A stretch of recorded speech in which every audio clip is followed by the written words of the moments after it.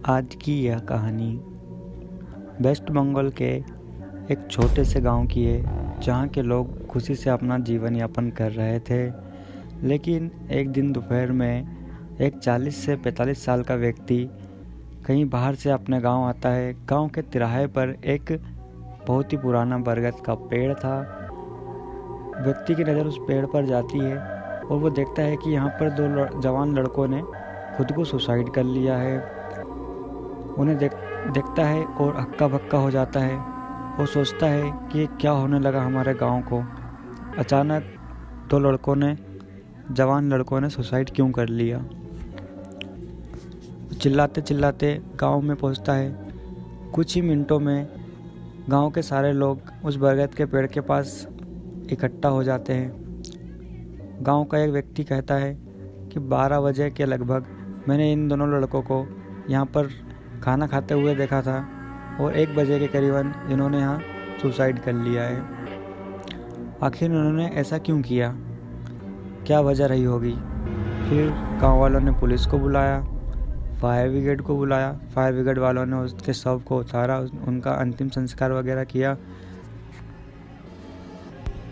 और उनके घर वाले तो रो रो कर परेशान हो गए थे। बहुत ही सीधे लोग थे, साधारण से लोग थे और इन लोगों की किसी से दुश्मनी भी नहीं थी।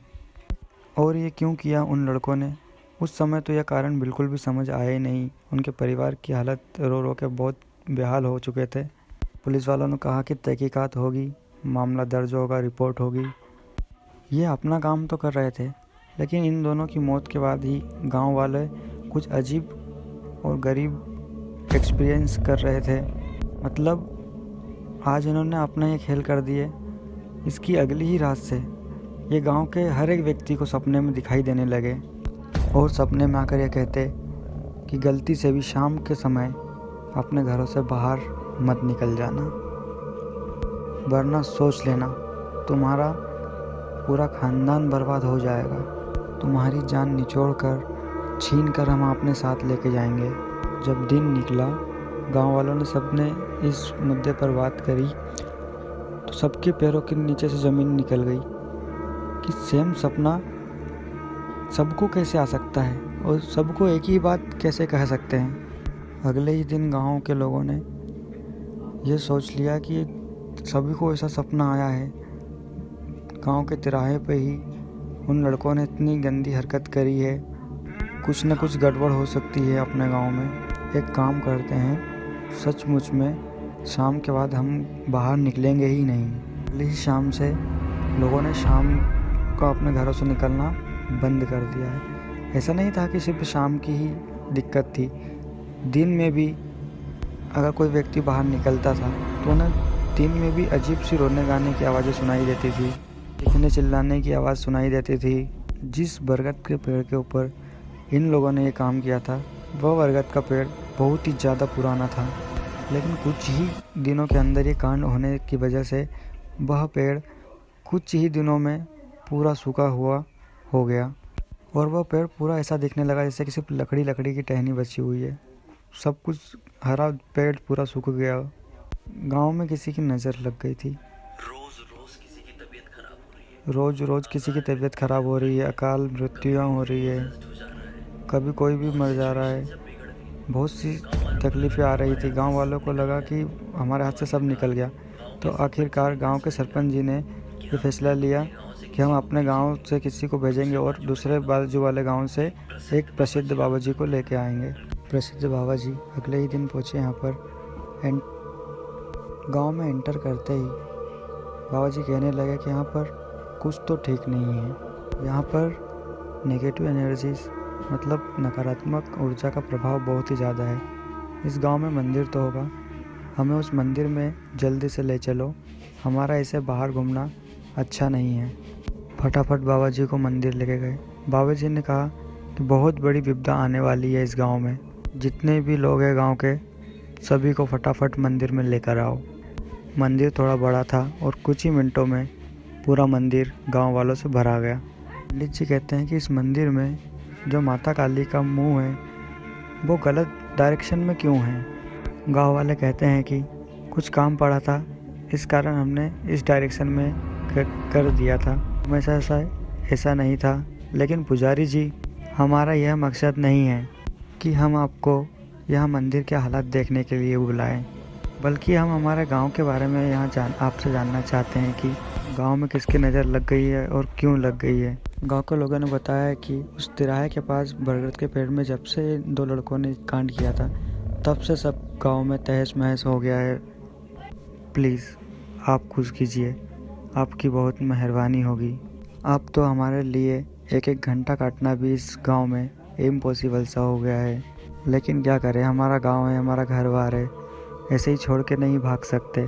पंडित जी ने कहा कुछ ही देर में शाम होगी, जब शाम होगी तो कोई भी गांव का व्यक्ति बाहर नहीं निकलेगा, पर मैं बाहर निकलूँगा। माता काली का आशीर्वाद रहेगा मेरे साथ, कोई भी नेगेटिव एनर्जी मेरा कुछ नहीं बिगाड़ पाएगी। सभी लोग बैठकर माता काली के भजन करने लगे और कुछ ही पल बाद सूरज ढल गया। बाबा जी उठे और पूरे गांव का चक्कर मारने के लिए निकल गए। कुछ देर बाद वह वापस लौटे और गांव वालों को कहा कि मुझे कुछ ऐसा पता चला है जिससे आप लोग बहुत ज़्यादा ही घबरा सकते हैं, लेकिन हिम्मत बनाए रखना। बाबा जी ने बताया कि इस गांव में 1-2 नहीं, सैकड़ों आत्माएं भटक रही है और उनका मकसद इस गांव के हर एक व्यक्ति को ख़त्म कर देना है। वो धीरे धीरे बच्चों को शिकार बनाना शुरू करेंगे, बच्चों के बाद जवानों में आएगी और आखिर में बूढ़ों को ख़त्म कर देगी। इस गांव को पूरी तरह से बंजर बना देंगे और अब उन लोगों ने अपनी पहली चाल चल चुके हैं, उन दोनों लड़कों की जान लेकर। और अब बहुत ही जल्दी उन्हीं की उम्र की एक लड़की का मौका है। तो गांव के लोग बहुत ज़्यादा ही डर गए और जिनकी बेटियां थी वो तो रोने ही लग गए। सरपंच जी बोलते हैं बाबा जी कोई तरीका नहीं है क्या? बाबा जी बोलते हैं एक तरीका है, आज रात तो यहीं काटते हैं, अगला दिन जब निकलेगा तो 5 किलो सरसों लेके आओ और कील लेके आओ, हम मंत्र उच्चारण के साथ बांध कर आपको देंगे, घरों के सामने लगा देना। उन नकारात्मक आत्माओं का प्रकोप तो कम तो हो जाएगा, लेकिन ख़त्म नहीं हो पाएगा। समय के साथ ही चीज़ें चेंज हो गई और जैसे तैसे करके यह रात कटी। कोई भी इस मंदिर के अंदर बैठा हुआ इंसान नहीं सोया। बाबा जी थोड़ा लेटे हुए थे, थोड़ा विश्राम किया बाबा जी ने, बूढ़े हो गए थे इसलिए। फिर अगला दिन निकला, सरसों, कपड़ा और कील लेकर आया गया। बाबा जी ने अलग अलग पुड़िया बनाई सरसों के दानों की और गांव के सभी लोगों में बांट दी और बोले कि अपने घर के सामने लगा देना, तब चीज़ें नॉर्मल हो जाएगी। लेकिन चीज़ें नॉर्मल नहीं हुई, हालात बद से बदतर होते जा रहे हैं। बहुत सारे लोगों की तबीयत खराब और बहुत सारे लोगों की मृत्युआं हो रही थी। रोज़ रात को वो दोनों लड़के सपने में दिखाई देते थे और रात के 12 बजे के बाद तो घर के बाहर से ऐसी आवाज़ें आती थी जैसे कि मानो भूतों की आवाज़ें आती हो, कि बारात निकलती हो। चिल्लाते थे, चीखते थे, दहाड़ते थे, ना जाने कैसे कैसे दुष्कर्म करने की भी आवाज़ें बाहर से सुनाई देती थी। गांव को लोगों को लग रहा था कि हम किसी गांव में नहीं बल्कि एक खुले शमशान घाट में जी रहे हैं। शमशान की सारी आत्माएं जागृत हो गई है। फिर एक दिन गांव की एक लड़की थी, बाबा जी ने जैसा कहा उसके साथ वैसे ही होने वाला था। गांव की इस लड़की का नाम था राखी। उसकी अचानक से मृत्यु हो गई। फिर से बाबा के पास गए, बाबा के हाथ जोड़े, बाबा को कहा कि बाबा आपने जो बोला था वो हो गया, अब लड़की का मौका आ गया है। बाबा जी हमारा परिवार पूरी तरीके से ख़त्म हो जाएगा, आपके दिए हुए सरसों से कुछ फ़ायदा नहीं हुआ है, हम गांव वालों को बचा लीजिए। तो बाबा ने बोले कि ठीक है, एक काम करते हैं, हम एक अनुष्ठान करते हैं, गांव का शुद्धिकरण करते हैं। बाबा जी ने अनुष्ठान करना शुरू किया और वहीं पर उन आत्माओं से बात करने की कोशिश भी की। बात करते करते बाबा जी ने उन आत्माओं के मुंह से उगाल दिया, बता तुझे आखिर किसने भेजा है और क्यों भेजा है? उन आत्माओं ने बोला कि मुझे किसी और ने नहीं बल्कि हिरेन ने भेजा हुआ है।